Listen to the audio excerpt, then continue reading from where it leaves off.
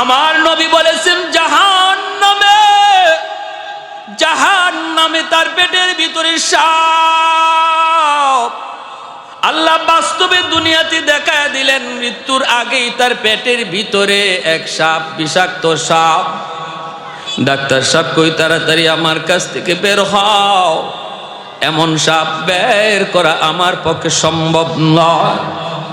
ভারতের মাদ্রাজ নিয়ে যাওয়া হলো, মাদ্রাজের ডাক্তাররাও বলতেছে আমাদের মিশনও সাপ ধরা পড়ছে, এই সাপ বের করা আমাদের পক্ষে সম্ভব নয়, তাড়াতাড়ি করে তোমরা বাংলাদেশে ফেরত যাও। এই মানুষটা পেটের মধ্যে এই সাপ লইয়াই মরল, এই অবস্থায় তার কবরে রাখা হলো। ওতে ভাইরে, কার জন্য তুমি কি করতেছ রে আল্লাহর গোলাম? কার জন্য তুমি কি করতেছ? হারাম টাকা করে ঢুকাইয়া নিজের পেটের মধ্যে সাপ লইয়া কবরে যাইতেছ। ইয়াউমা ইয়াফিরুল মারউ মিন আখিহি ওয়া উম্মিহি ওয়া আবিহি ওয়া সাহিবাতিহি ওয়া বানিহি লিকুল্লি ইমরিইম মিনহুম ইয়াউমাইযিন শা'নুন ইউগনি।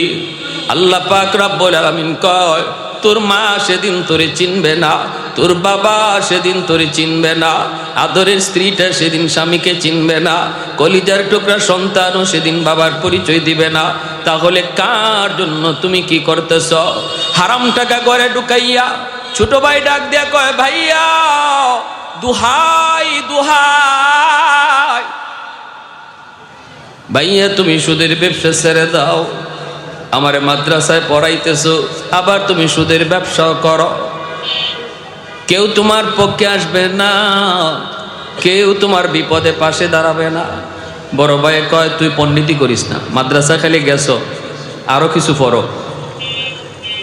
ছোট ভাই কয়, ভাইয়া বিপদে পড়লে আব্বা তোমার পাশে আসবে না, আম্মা পাশে আসবে না, ভাবি পাশে আসবে না, ভাতিজা পাশে আসবে না, আমি তো নাওই, আমি তো কস কি তুই রক্ত পানি কইরা আমি সবাই খাওয়াইতেছি, পালতেছি, বিপদে পড়লে কেউ আসবে না? কয় না, একটু পরীক্ষা করে দেখবানি দুনিয়াতে। কয় কেমনি পরীক্ষা করবি? ছোট ভাই কয়, তুমি মরা মানুষের ভাঙ ধরে পড়া দিও, এরপরে শুধু কানটা তুমি সজাগ রাখো আর শুধু শুনবা কে কি কয়। বড় ভাই বট গাছের তলে গিয়ে সে মরা মানুষের ভাঙ ধরে পড়ে গেছে। ছোট ভাই বড় ভাইকে মরা মানুষের লাশ বানাইয়া বাড়িতে আইনা হাজির, কান্না করে আর কয়, আব্বা ভাইয়া তো মারা গেছে, ভাইয়া তো মারা গেছে। বাপেও কান্দে, মায়েও কান্দে, ভাবিও কান্দে, বাতিজাও কান্দে, সবাই কান্নাকাটি রোল পড়ে গেছে।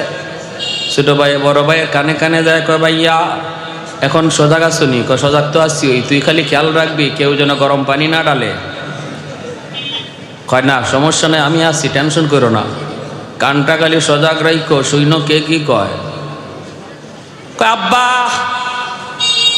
জিন হুজুরের কাছে আমাকে একটু যাওয়ার সুযোগ দেন, আমি হুজুরের কাছে একটু যাই। আমার মন বলে ভাইয়ার দম হয়তো আটকে আছে, এটা হয়তো কোনো জিন্নাতের কারসাজি, কারণ বট গাছের তলে ঘটনা ঘটছে, আমার একটু হুজুরের কাছে যাইতে দেন। বাপে কয়, বাবা দৌড়তে দৌড়তে দৌড় দেওয়া গেছে জিন হুজুরের কাছে। কে জিন হুজুর? হেতে নিজেই তো জিন, সব কাহিনী তো হেই ঘটাইছে।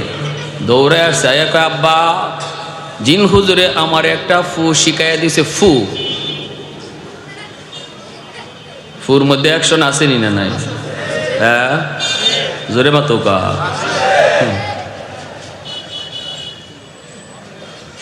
ফখরে বাঙ্গাল রহমতুল্লাহি আলাইকে এক নাস্তিকে কয়, হুজুর মানুষে আর কত ধোঁকা দিবেন?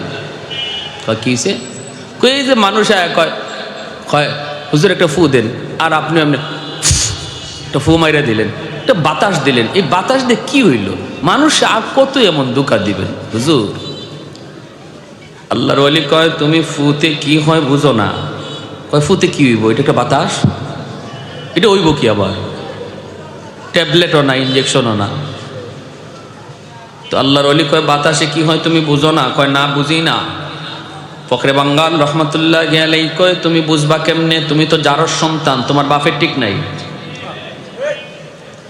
গালিটা কঠিন হয়ে গেছে না?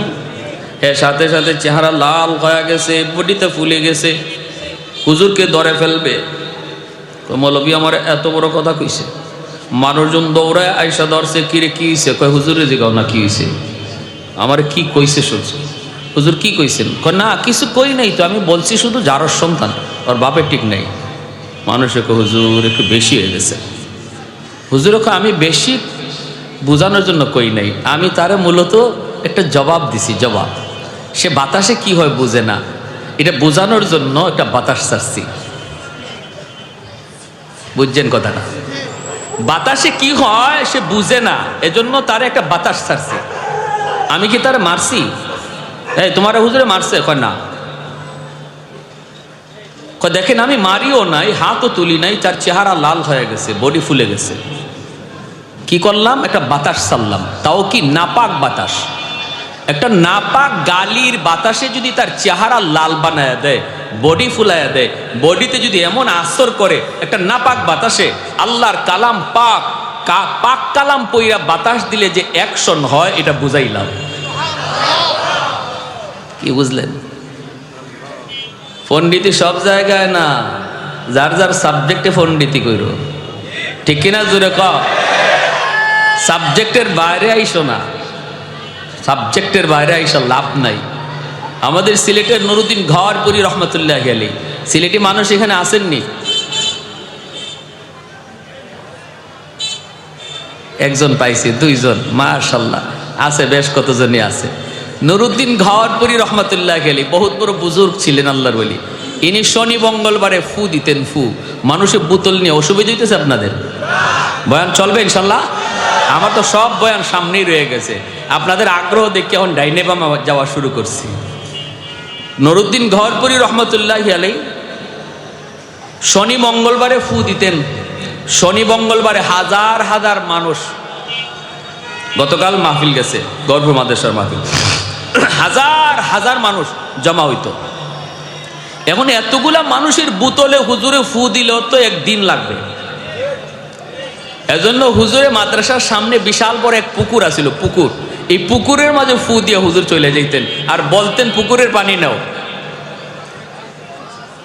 এই বিশাল বড় পুকুরের মধ্যে ফু দিয়া চলে যেতেন আর মানুষ পুকুর থেকে বোতল ভরে পানি নিত, এই পানিতে কাজ হয়ে যেত।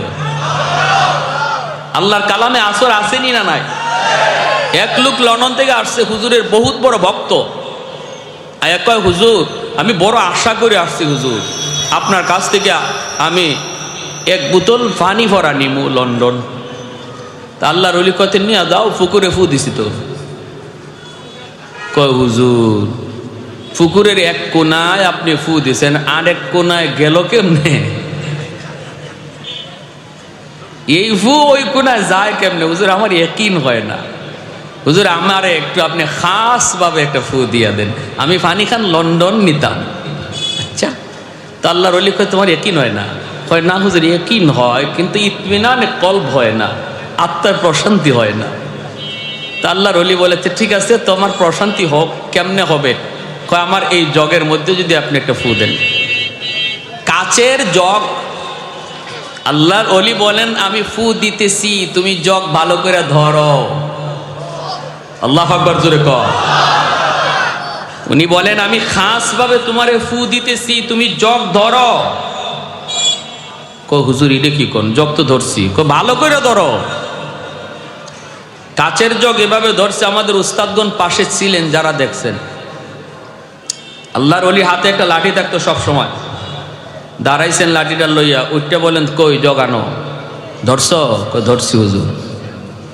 আস্তে করে পানিতে খালি একটা ফু দিছেন, সাথে সাথে এই কাচের জগ টাস টাস করে ব্যাঙ্গে চৌচির পানি নিচে পড়ে গেছে। আল্লাহ আল্লাহর কালামে আসর আসেনি না না?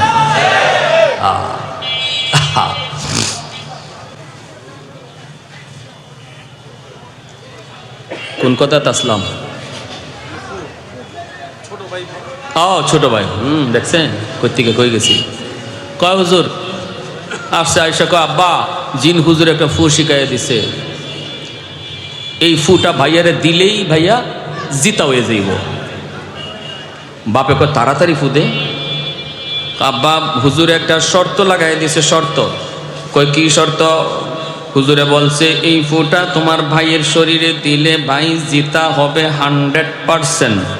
তবে এর আগে একজন জিতা মানুষের শরীরে ফুটা দেওয়া লাগবে। এই জিতা মানুষটা ফু খাইয়া হে জিতাও থাকতে পারে, মরতেও পারে, তবে মরার সম্ভাবনা বেশি না, কম, জিতার সম্ভাবনাটাই বেশি। এখন ছোট ভাই বাপরে কয়, আব্বা এত কষ্ট করে আমার ভাইয়ের সংসার পালার জন্য যখন যা লাগে তাই ব্যবস্থা করে, এই ভাইটাকে বাঁচানোর জন্য আব্বা তোমার গায়ে ফুটা দিমুনি। আর বড় ভাইরে কয়ে গেছে খালি কান খাড়া রাখো, কে কি কয় শুনবা। বাপে এই ফুটা খাইলে মরে যাবো, এটা কি 100%? না, সম্ভাবনা আছে, তবে এটা মরার সম্ভাবনা খুব কম, জীবিতই থাকবে। এরপরও বাপে কয় রাখ,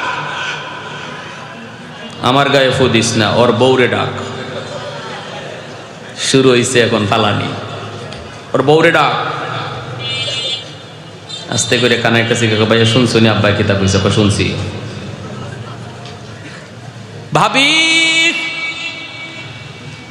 ও ভাবি কান্দো না, কান্দো না গো ভাবি, ভাইয়া জিতা হইব।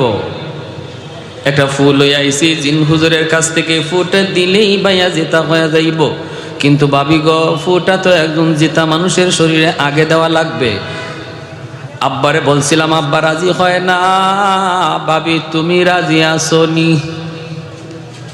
এত কষ্ট করে ভাইয়ে, এত মায়া করে, এত মহব্বত করে তোমাকে ঈদে ঈদে তোমারে শাড়ি কিনে দেয়, যখন যা চাইছো অলংকারের গাট্টি আর গাট্টি, যত যা কিছু চাইছো সব তোমাকে দেয়, এত মহব্বত করে ভাইয়ে। ভাবি গো, তোমাকে এই ভাইটারে বাঁচানোর জন্য তোমার গায়ে ফোঁটা দিমুনি।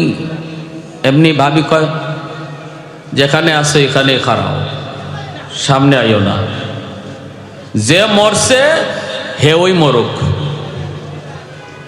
কি জবটা দিছে? এমনি দাঁড়ে গিয়ে কয়, ভাই ভাবির কথা শুনছো নি? শুনছি। তুই খালি খেয়াল রাখিস কোনোটাই যেন গরম পানি না ডালে।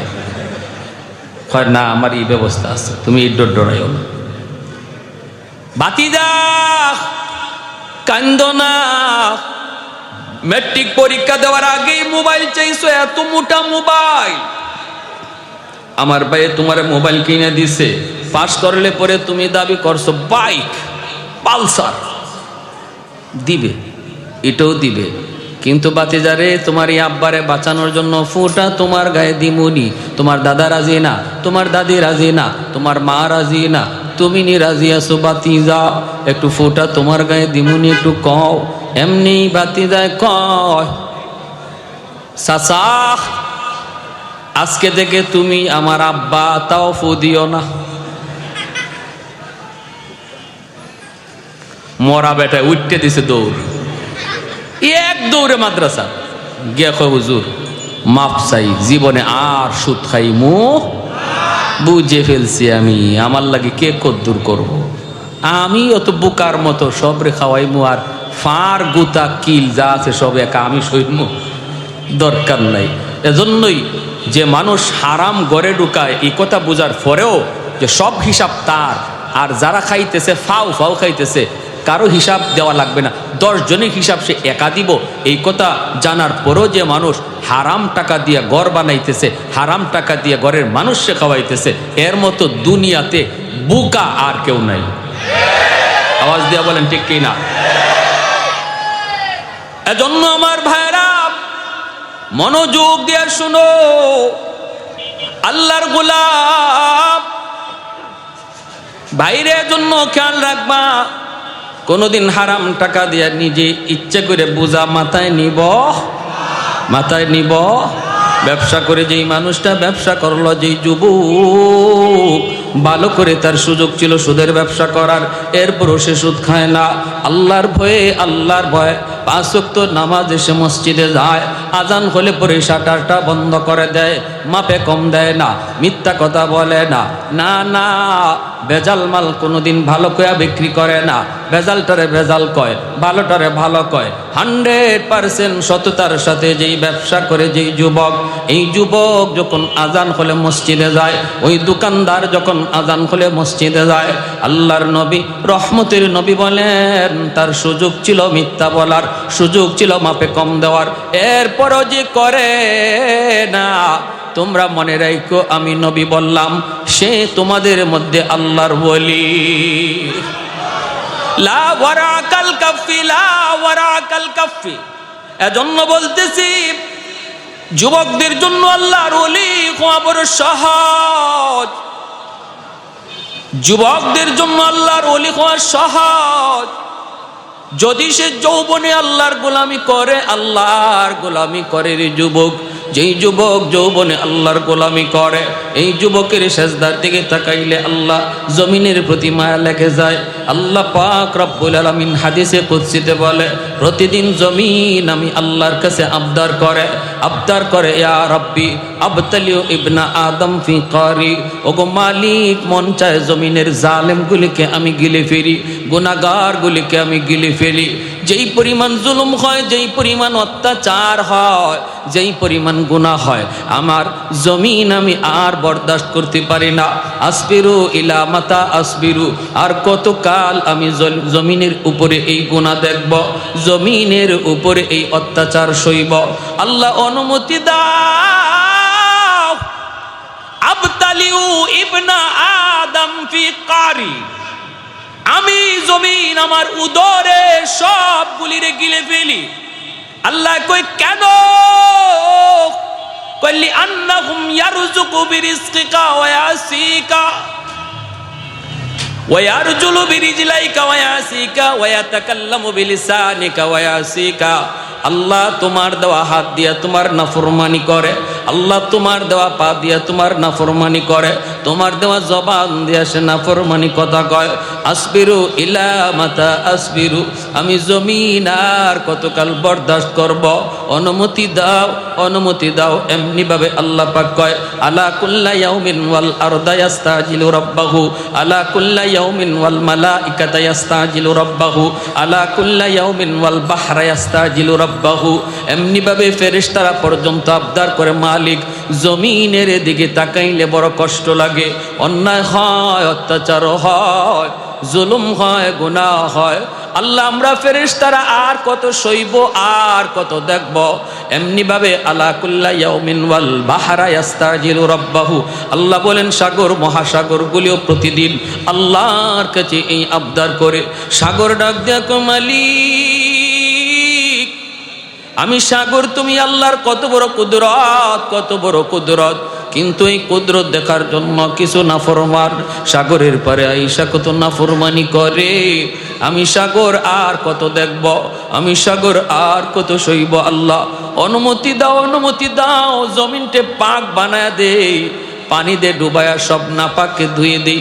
রব্বুল আলামিন কয়, এরে জমিন বরদাস্ত কর, চুপ খ।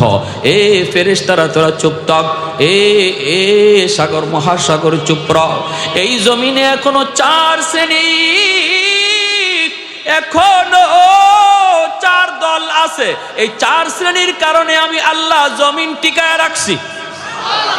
লাউলা মাশাইখ রুক্কা ওয়াশ-শাবাবু খুশা ওয়াল আতফালু রুদ্দা ওয়াল আনআমু রুত্তা লাজআলতুস সামাআ হাদিদা ওয়াল আরদা খাফসাফা ওয়াত তুরাবা রামাদা ওয়ামা আনজালতু মিনাস সামাই কাতরা ওয়ামা আমবাতু মিনাল আরদি নাবাতা বাল আনজালতু আলাইকুমুল আযাবা সাব্বা। আল্লাহ পাক রব্বুল আলামিন বলে, এই জমিনের ভিতরে এখনো কিছু আমার বৃদ্ধ বান্দা বান্দি রয়েছে, যাদের কোমরে ব্যথা, হাঁটুতে তার ব্যথা, কোমরে ব্যথা, হাঁটুতে ব্যথা। এরপরও আমার বান্দা টুকটুক টুকটুক করে আমি আল্লাহর ঘর মসজিদে চলে যায় রে, সেজদা দিতে তার কষ্ট হয়।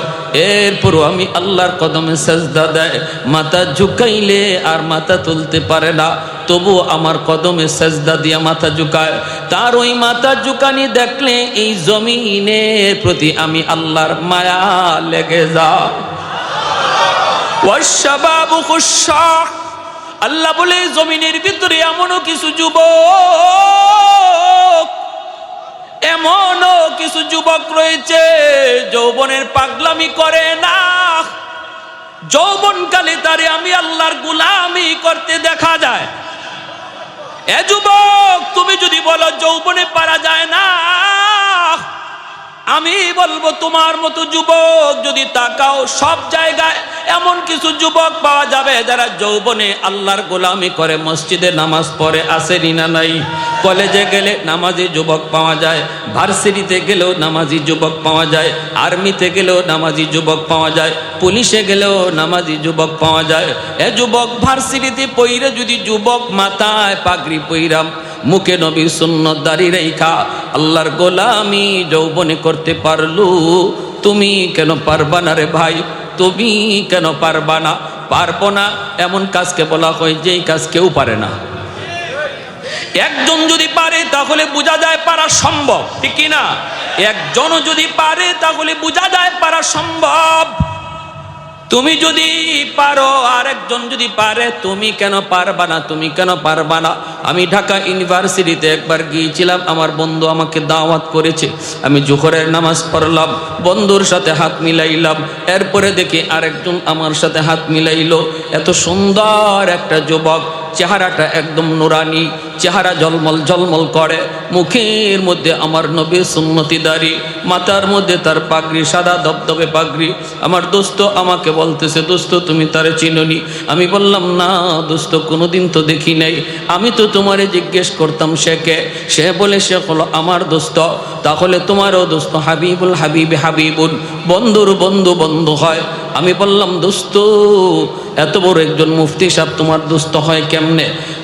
কয় না রে দোস্ত, সে মুফতিও না, আলেমও না, মাদ্রাসায় পড়েও না, তার জীবনের শুরুই হয়েছে সেই স্কুল কলেজ দিয়া। আল্লাহু আকবার। ঢাকা ইউনিভার্সিটির মতো জায়গায় ভর্তি পরীক্ষায় ফার্স্ট ক্লাস ফার্স্ট হয়েছে, ইংলিশে অনার্স নিয়েছে, ইউনিভার্সিটির ভিতরে সে ফার্স্ট ক্লাস ছাত্র। ভার্সিটির সমস্ত শিক্ষকরা, টিচাররা, প্রফেসররা তারে বড় সম্মান করে, তারে বড় মায়া করে, আমরাও তারে বড় সম্মান করি, ইজ্জত করি। ইউনিভার্সিটির মধ্যে সে 1 নম্বর ছাত্র। আমি তখন হাতটা মিলাই, বুকটা মিলাইলাম, কপালে চুমুকাইলাম আর বললাম, যুবক, এই পরিবেশে থাকতে তোমার বুঝি কষ্ট হয় না? এই পরিবেশে তুমি চলতেছো এই পোশাক নিয়া, যেই পোশাক এই পরিবেশে মানায় না, এরপরও তুমি চলতেছো, তোমার বুঝি কষ্ট হয় না? যুবক চোখ থেকে দর দর করে পানিটা জড়ায় কান্দে আর কই, হুজুর আমার জন্য আপনি দোয়া করবেন, দোয়া করবে। আমি আমার নবীর সুন্নত তরিকায় ভার্সিটিতে চলি, আমাকে সবাই মায়া করে, আমার বন্ধুরা আমাকে আগে সালাম দেয়, এমনকি আমার ক্লাসমেট মেয়েরা যারা আছে এরাও আমাকে দেখলে মাথায় কাপড় দিয়া দেয়। তাহলে সে যদি পারে, তুমি কেন পারবা না? এ যুবক, তোমার দিকে আমার আল্লাহর কুদরতি নজর, আমার মালিকের কুদরতি নজর। আল্লাহ কয়, এই জমিনের ভিতরে এমনও কিছু যুবক পাওয়া যায় যেই যুবকগুলি আমি আল্লাহকে ডরায়, যেই যুবকগুলি যৌবনে আমি আল্লাহকে ভয় পাই। ওরা যখন যৌবনে আমি আল্লাহর কদমে সেজদা দেয়, এই যুবকগুলির সেজদার দিকে তাকাইলে গুনাহগার জমিনের প্রতি আমার মায়া লেগে যায়। ওয়াল আনআমু রুত্তা, আল্লাহ পাক বলে আরেকটা শ্রেণী হলো জমিনের ভিতরে পশু পাখি আছে, এদের কোনো গুনাহ নাই, অন্যায় নাই, অপরাধ নাই। আসমানি গজব, জমিনি গজব যদি জমিনে নামে, পশু পাখিগুলি এই আযাব গজবের শিকার হয়ে যায়, অথচ এদের উপরে কোনো শরীয়ত নাই, শরীয়তের কোনো বিধিবিধান নাই। এদের দিকে তাকাইল জমিনের প্রতি মায়া লেগে যায়। আল্লাহ পাক বলে 4 নম্বর দল হলো ওয়াল আতফাল রুদ্দা, জমিনের ভিতরে কিছু শিশু বাচ্চা আছে, প্রতিটা বাপ মার কিছু শিশু বাচ্চা আছে, এই শিশু বাচ্চাগুলির উপরে শরীয়তের বিধান নাই। আমি আল্লাহর পক্ষ থেকে শিশু বাচ্চাগুলির উপরে হালাল হারামের বিধান নাই, জায়েজ না জায়েজের কোনো বিধান নাই। আসমানি গজব, জমিনি গজব যদি জমিনে নামে, বাপ মার গুনার কারণে জমিনের মধ্যে যদি আসমানি গজব, জমিনি গজব নেমে আসে, আল্লাহ পাক বলে শিশু বাচ্চাগুলি গজবের শিকার হয়ে যায়। অথচ এই বাচ্চাগুলির কোনো অন্যায় নাই, কোনো অপরাধ নাই, এরাও এই গজবের মধ্যে, আযাবের মধ্যে পড়ে যায়। এরা কান্নাকাটি করে, এদের কান্নাকাটির দিকে তাকাইলেও জমিনের প্রতি আমি আল্লাহর মায়া লেগে যায়। তাহলে শিশু বাচ্চাদেরকে মারধর করবেন না, ওদেরকে বকাবকি করবেন না, কারণ ওরা মাসুম, ওরা নিষ্পাপ। এদের কারণে আল্লাহ তোমাকে আমাকে খাওয়াইতেছে। যেই ঘরে শিশু বাচ্চা আছে, মনে রাখবা যুবক, এই শিশু বাচ্চাগুলির খাতিরে আল্লাহ তোমার আমার রিজিকের ব্যবস্থা করে। সুবহানাল্লাহ। লা জিদ্দা ওয়ালা নিদ্দা ওয়ালা হাদ্দা লিমাওলা, লা জিদ্দা ওয়ালা নিদ্দা ওয়ালা হাদ্দা লিমাওলা, আল আনা কামা কানা ওয়ালাম ইয়ালকা যাওয়ালা, আল আনা কামা কানা ওয়ালাম ইয়ালকা যাওয়ালা, লা মিসলা ওয়ালা সাওয়ারা মিসলাম ওয়া নাযীরা, মান ক্বালা সিওয়া যালিকা ক্বাদ ক্বালা মুহালা, মান ক্বালা সিওয়া যালিকা ক্বাদ ক্বালা মুহালা, লা ওয়ালদা ওয়ালা ওয়ালিদা লা আম্মা ওয়া খালা, লা শিবহা ওয়ালা মিসলা ওয়ালা কুফুয়া লিমাওলা। আল্লাহু আকবার। জোরে বলি, আর একটু জোরে বলি আল্লাহু আকবার। আল্লাহ পাক কয়, যদি এই জমিনের মধ্যে এই চার দল না থাকতো তাহলে কি হইতো জানো? আল্লাহ বলতেছেন, লা জাআলতুস সামাআ হাদিদা ওয়াল আরদা খাফসাফা ওয়াত তুরাবা রামাদা ওয়ামা আনজালতু মিনাস সামাই কাতরা ওয়ামা আম্বাতু মিনাল আরদি নাবাতা বাল আনজালতু আলাইকুমুল আযাবা সাব্বা। আল্লাহ পাক রব্বুল আলামিন বলেন, যদি এই চার দল জমিনের মধ্যে না থাকতো, এই জমিনকে, এই আসমানকে আমি আল্লাহ লোহা বানায় দিতাম, জমিনকে আমি তামা বানায় দিতাম। ওয়ামা আনজালতু মিনাস সামাই কাতরা, এক ফোঁটা রহমতের বৃষ্টি জমিনের ভিতরে আমি নাজিল করতাম না। ওয়ামা আম্বাতু মিনাল আরদি নাবাতা, একটা শস্যের দানাও জমিনে উৎপাদন হতে আমি দিতাম না। বাল আনজালতু আলাইকুমুল আযাবা সাব্বা। আল্লাহ বলেন, পরপর শুধু জমিনে গজব আর গজব নামতো, এই গজব আর গজব নামতো, কিন্তু গজব আসতে চায় মানুষের গুনার কারণে।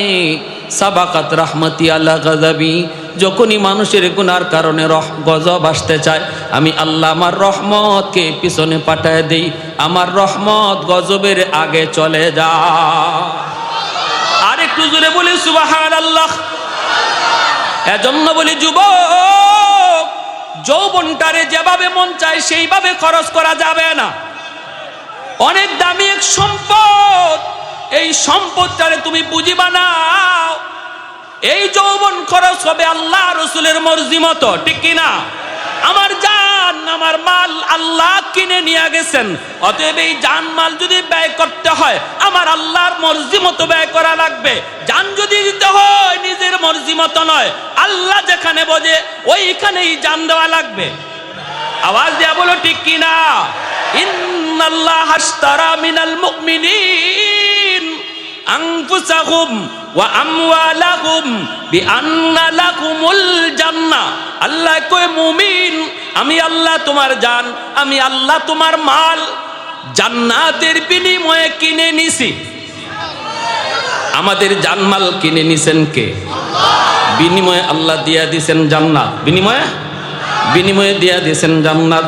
জানতো একদিন এমনি দেওয়া লাগবে, তবে আল্লাহর মাল যদি আল্লাহরে বুঝাইতে পারি, আল্লাহ ওয়াদা করছেন বান্দা মরতে দেরি, আমি আল্লাহর ওয়াদা জান্নাত দিতে দেরি হবে না।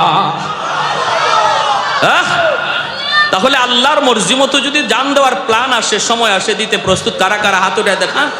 আল্লাহ কবুল করে, জুড়ে বলি আমিন। গত দুদিন আগেও মসজিদে আকসার ইমামকে গুম করা হয়েছে।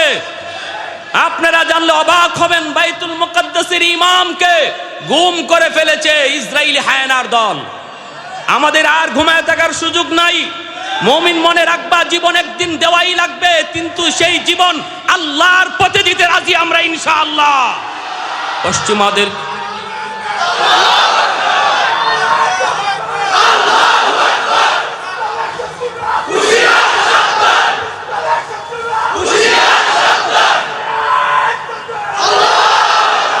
পশ্চিমাদের চোখ পড়েছে কাবাগরের প্রান্তরে, ব্রিটিশ দালাল দল বেঁধেছে ধ্বংস করতে চায় কারে।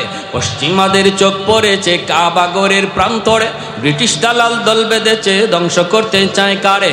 আল্লাহ পাকের ঘর তোর সাহস থাকলে ধর, আল্লাহ পাকের ঘর তোর সাহস থাকলে ধর, দো জাহানের মালিক যিনি পবিত্র কাবা। ওই আরবের দিন বাঁচাতে সত্য ন্যায়ের মুক্তি চাই, মুহাম্মদের বাহিনী আজ আসলে তোদের রক্ষা নাই। ওই আরবের দিন বাঁচাতে সত্য ন্যায়ের মুক্তি চাই, মুহাম্মদের বাহিনী আজ আসলে তোদের রক্ষা নাই। মুহাম্মদুর রাসূলুল্লাহর বাহিনী আসেনি, হাত উঠে বলো আসেনি। একটু দাঁড়াও, জেগে ওঠো ওহে মুসলমান, আর কতদিন দিন ইসলামের সইবে অপমান। একটু দাঁড়াও, জেগে ওঠো ওহে মুসলমান, আর কতদিন দিন ইসলামের সইবে অপমান। রক্ত দিয়ে পবিত্র ওই মক্কা মদিনা, সেই জমিনে সিনেমা হল চলতে পারে না। রক্ত দিয়ে পবিত্র ওই মক্কা মদিনা, সেই জমিনে ইহুদিরা চলতে পারে না। নূর মক্কার ইসলাম তার তাকলো কি আর দাম, বন্দিশালায় তাকে যদি কাবার ইমাম। ওই আরবের দিন বাঁচাতে সত্য ন্যায়ের মুক্তি চাই, মুহাম্মদের বাহিনী আজ আসলে তোদের রক্ষা নাই। ওই আরবের দিন বাঁচাতে সত্য ন্যায়ের মুক্তি চাই, মুহাম্মদের বাহিনী আজ আসলে তোদের রক্ষা নাই। মুহাম্মদুর রাসূলুল্লাহর বাহিনী আসেনি, হাত উঠে বলো আসেনি।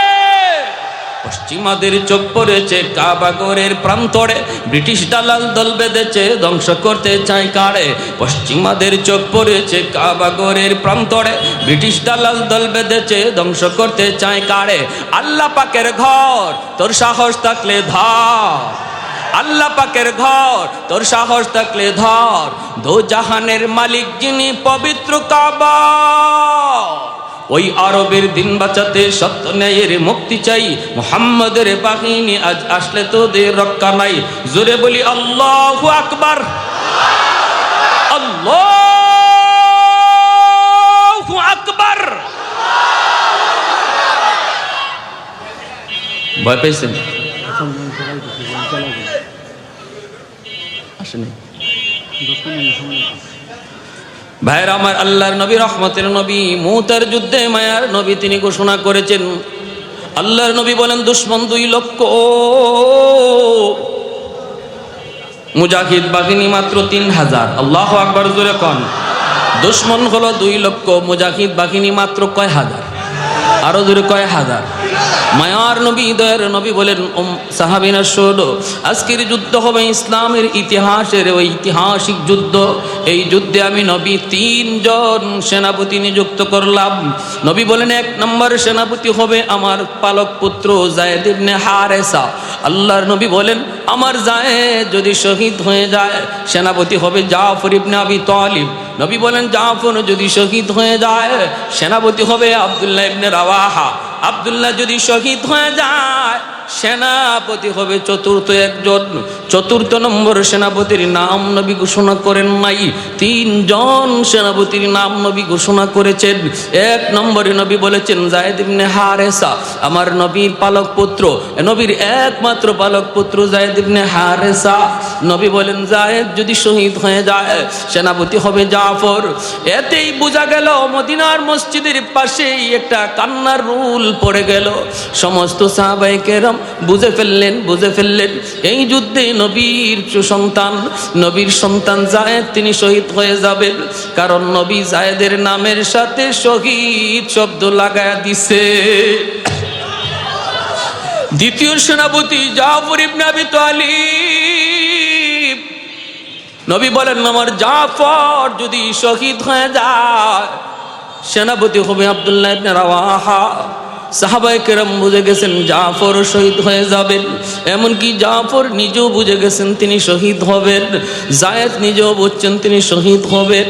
3 নম্বর সেনাপতি নবী বলেন আব্দুল্লাহ ইবনে রাওয়াহা, আব্দুল্লাহ যদি শহীদ হয়ে যায় সেনাপতি হবে চতুর্থ একজন, তাহলে আব্দুল্লাহ শহীদ হয়ে যাবেন।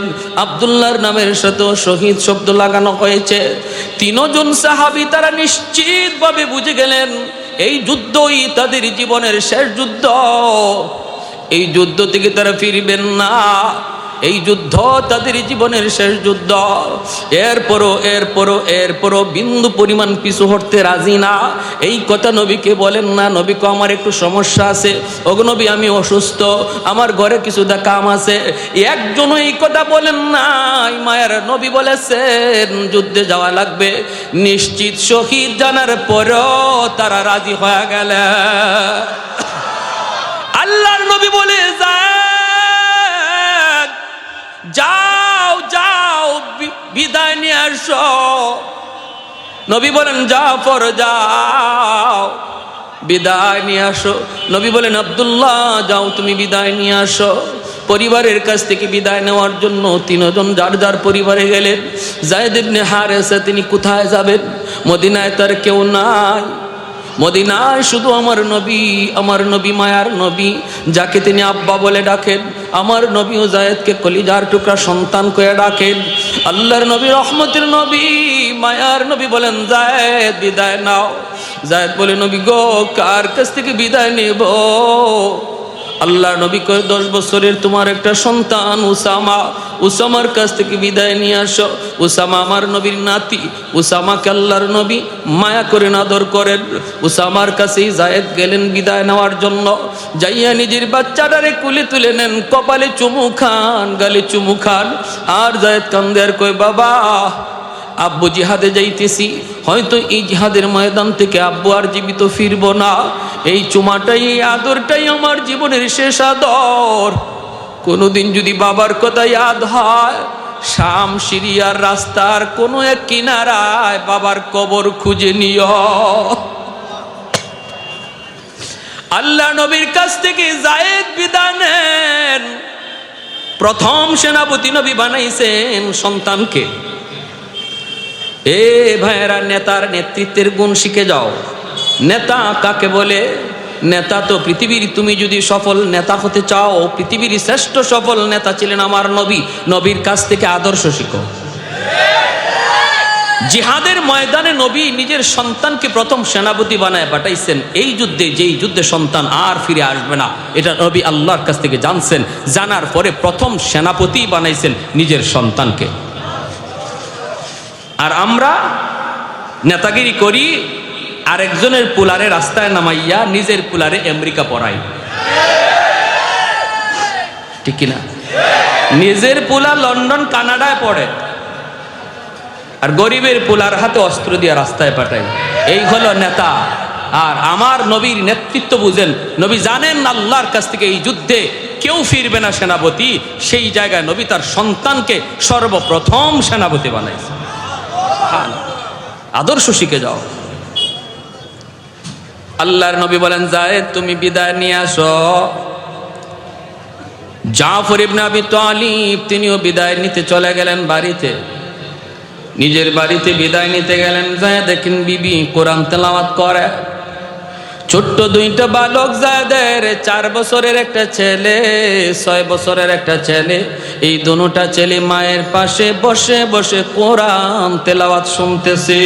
মা যদি কোরআন তেলাওয়াত করে সন্তান হাফেজ কোরআন হয়। মা যদি বেশি বেশি কোরআন তেলাওয়াত করে সন্তান কোরআনের হাফেজ হয়। মা যদি পর্দা করে সন্তান পর্দা শিখে। মা যদি নামাজ পড়ে সন্তান নামাজি হয়। মার আমলটাই সন্তান বেশি আসর করে বেশি ফলো করে, কারণ মাকে সন্তানরা বেশি পায়, অল টাইম পায়। বাবাকে এত সময় সন্তানরা পায় না। মাকে যত টাইম সন্তান পায়। পেটে ছিল 10 মাস 10 দিন, তাও মায়ের সাথে। দুধ খাইছে তাও মায়ের সাথে। একটু ছোট্ট তাও মায়ের কাছে। বাবা ঘরের বাহিরে। এজন্যই আল্লাহর নবী বলেন আল মারআতু রাইয়াতুন আলা বাইতি যাওজিহা ওয়া ওয়ালাদিহি। নবী বলেন একজন মাকে সন্তানের ব্যাপারে আল্লাহ দুইবার জিগাইব, বাবারে একবার জিগাইব। মায়ের জবাবদিহিতা বাবার চেয়ে বেশি। এজন্যই মায়েরা একটু খেয়াল করে শোনো, সন্তানের আসর বাবার চেয়ে মায়েরটা সন্তানের উপরে বেশি পড়ে। এজন্যই শরীয়ত কই একজন দিনদার মা, এ যুবক সবার আগে সন্তানের মা তুমি নির্বাচন তুমি করো রে যুবক। মন চাইলেই সুন্দরের দিকে দৌড় দিও না, বংশের দিকে দৌড়ায়ও না, টাকা পয়সার দিকে দৌড়ায়ও না। ফাজবার বিজাতিদ দ্বীন, সবার আগে খুঁজো তার ভিতরে দিনদারি আসেনি না নাই, শরীয়তের পর্দা আল্লাহর বান্দি করেনি না না, এটা সবার আগে তুমি দেখো। কারণ বিয়েটা একটা ছেলে খেলা নয়, এই বিয়ের দ্বারা পরবর্তী জেনারেশন এর উপরে নির্ভর করে। আমি যদি একটা আদর্শ সন্তান চাই, মা ভক্ত বাবা ভক্ত সন্তান চাই, একজন দিনদার আল্লাহওয়ালা সন্তান চাই, যদিও সে ডাক্তার কিন্তু দিনদার যেন হয়, ইঞ্জিনিয়ার হইল যেন আদর্শ ইঞ্জিনিয়ার হয়, এমন একটা সন্তান যদি তুমি চাও, সবার আগে মা তোমাকে ভালো মা নির্বাচন করতে হবে। ঠিক কিনা জোরে বলেন, আরো জোরে বলেন ঠিক কিনা। জাফর ইবনে আবি তালিব তিনি গেলেন বিবির কাছ থেকে বিদায় নেওয়ার জন্য। যায় দেখেন বিবি কোরআন তেলাওয়াত করতেছেন। ছোট্ট দুইটা বালক, ছোট্ট দুইটা সন্তান মায়ের পাশে বসে বসে নিরিবিলি কোরআন তেলাওয়াত শুনতেছে। জাফর ইবনে আবি তালিবে গায়ে তো যুদ্ধের পোশাক পরা, হাতের মধ্যে তলোয়ার, এই অবস্থায় তিনি ঘরে যায় ঢুকলেন। ডাক দিয়ে বলেন বিবি অল্প সময়ের জন্য একটু কোরআন তেলাওয়াত বন্ধ করো, একটু বন্ধ করো। আমার নবী দয়ার নবী আজকের যুদ্ধে আমাকে 2 নম্বর সেনাপতি নিযুক্ত করেছেন, আমি যুদ্ধের ময়দানে যাচ্ছি গো বিবি, ও বিবি বিদায় দাও, বিদায় দাও। বাচ্চা দুইটারে কোলে নিয়ে আদর করে জাফর তিনি বিদায় নিতে যাবেন। ওই অবস্থায় বিবি ডাক দেয়া কই স্বামী গ যুদ্ধে যাবেন, কোনো আপত্তি নাই। আমার নবী বলেছেন যুদ্ধে যাবেন, কিন্তু আমি নবীর জবানে শুনেছি যুদ্ধে যাবার আগে মুনাজাত আল্লাহর কাছে কবুল হয়। অগস্বামী আমি একটু হাত উঠাবো,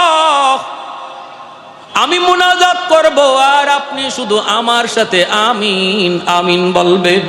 এই বইলা বিবি হাত উঠাই দিছে। জাফর ইবনে আবি তালিব কয় ঠিক আছে তুমি মুনাজাত করো। বিবি 1 নম্বর দোয়াটাই করছে, আল্লাহ ছোট দুইটা বালক, ছোট দুইটা বাচ্চা অবুঝ নিষ্পাপ, এরাও বাপ মার সাথে হাত উঠায়া দিছে। ভাইরা মনে রাখো মহিলাদের দোয়া কিন্তু আল্লাহর কাছে পুরুষের আগে কবুল হয়। মাঝে মাঝে ঘরে বিবিকে নিয়ে হাত উঠাইয়া বিবিকে বইল তুমি মুনাজাত করো, আমি তোমার সাথে আমিন বলবো, অথবা নিজে মুনাজাত করো, বিবিরে বলো বিবি গো তুমি আমিন বলো। নবী বলে মহিলাদের দোয়া পুরুষের আগে আল্লাহর কাছে কবুল হয়। আল্লাহর নবীর সাহাবী তিনি তো হাত বাড়ায় দিছেন, আর বিবি দোয়া করে। 1 নম্বর দোয়া 3টা দোয়া করছে। প্রথম নম্বর দোয়াটা ছিল আল্লাহ আজকের যুদ্ধে মুসলমানদের তুমি বিজয় দান কইরা। জাফর ইবনে আবি তালিব কয় আমিন। 2 নম্বর দোয়া করছে আল্লাহ ও মালিক এই যুদ্ধে মুসলমানদের মনোবল তুমি বাড়ায় দিও, সাহস তুমি বাড়ায় দিও। কারণ শুনেছি দুশ্মন হলো 2 লক্ষ, মুসলমান মাত্র 3000। আল্লাহ মুসলমানদের সাহস মনোবল তুমি বাড়ায় দিও, বাড়ায় দিও। জাফর ইবনে আবি তালিব বলেন আমিন। 3 নম্বর দোয়াটা করতেছেন বিবি। 3 নম্বর দোয়াটা করার আগেই বিবি কান্না শুরু করছে, কথা বলতে পারে না, কান্দে আর কয় আল্লাহ আমার 2টা অবুঝ 2টা শিশু বাচ্চা, এখনো বুঝে না, এখনো শিশু, এখনো বুঝে না, এখনো শিশু। আল্লাহ আমার 2টা অবুঝ বাচ্চার দিকে তাকাইয়া তাদের আব্বারে তুমি গাজী বানাইয়া ফিরত দিয়ে দিও। যেই মাত্রই দোয়া করছে আল্লাহ আমার স্বামীর জীবিত ফিরত দিও, আমার 2টা বাচ্চার দিকে তাকাইয়া আমার 2টা বাচ্চারে তুমি এতিম বানাও না, বানাও না। সাথে সাথে জাফর ইবনে আবি তালিব মুনাজাতের হাতটা তিনি ছেড়ে দিয়েছেন। আমিন বলেন নাই। তলোয়ারের বাট দিয়া বিবির হাতটাকে আস্তে করে নামায় দেন, নামায় কই বিবি গো তোমার আগের দুটা দোয়া কবুল হবে, 3 নম্বর দোয়াটা কবুল হবে না। কারণ আমার মায়ার নবী, আমি বলতে চাই নাই গো বিবি, আমাকে বলতে বাধ্য করেছ। কারণ আমার নবী আমার পরে আরেকজন সেনাপতির নাম নবী ঘোষণা করেছেন। এতে করে সবাই আমরা নিশ্চিত এই যুদ্ধে আমি জীবিত ফিরব না, শহীদ হয়ে যাব। কারণ আমার নামের সাথে নবী শহীদ শব্দ লাগাইছেন, আমার পরে আরেকজন সেনাপতির নাম নবী ঘোষণা করেছেন। না গো বিবি, এই বিদায় আমার জীবনের শেষ বিদায়, জান্নাতে আল্লাহর সাথে আল্লাহর সামনে সাক্ষাৎ হবে, আমাকে বিদায় দাও। এই বইলা বাচ্চাগুলির চুমু খাইয়া, বাচ্চাগুলির চোখের পানিটা মুইসা জাফর ইবনে আবি তালিব জিহাদের ময়দানে রওনা দিলেন। তিনজনই টাটকা যুবক ছিলেন, যৌবনের তাগরাত, যৌবনের পুরা চাহিদা ছিল তাদের।